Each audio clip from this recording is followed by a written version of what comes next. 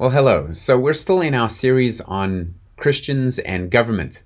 And today I want to answer the question, what is the very least the government is meant to be doing? From a biblical point of view, what is the bare minimum that a government is meant to do?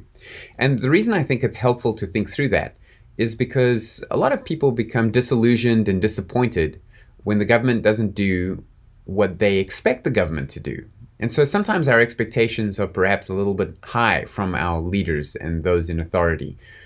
It's wonderful when they can do what we want them to do, but we should not place our faith in the government. So, for example, we think, well, the government is meant to bring us justice through the court system.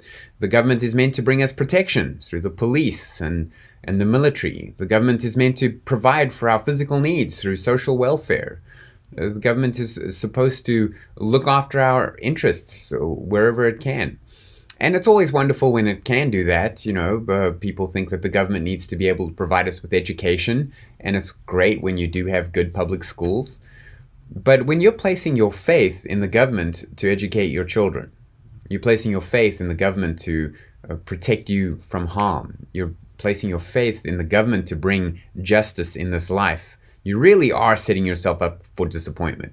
Because even a good government that's doing it most of the time is still going to fall short in all of the areas that you place your expectations on.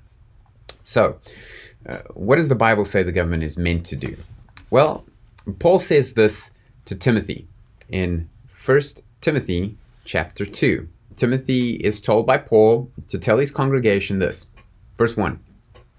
First of all, then, I urge that supplications, prayers, and intercessions and thanksgivings be made for all people, for kings and for all who are in high positions, that we may lead a peaceful and quiet life, godly and dignified in every way.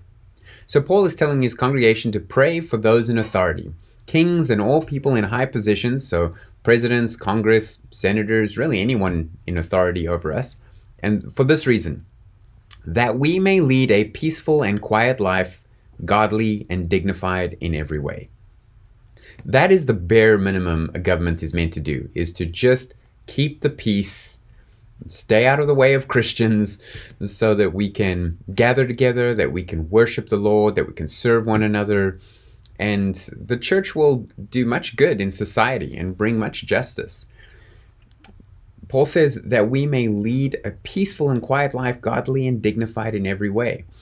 It's undignified for Christians who have to scurry around like animals trying to find a place to worship, meeting in catacombs, meeting in sewers. And there's lots of places in the world where that's what they need to do. And here we have Paul telling Timothy, listen, pray for the leaders so that they can guard our ability to just worship and serve and give and live in a peaceful way, in a godly way.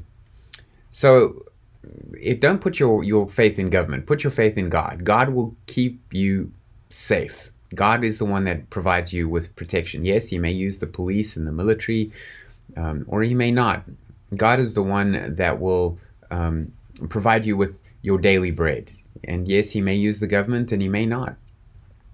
God is the one that brings us justice in the end. He may use the court systems and he may bring justice in this life and he may not. My point is simply that we want to place our faith in the Lord and not in the human institutions that he may or may not use to look after us and provide. God bless.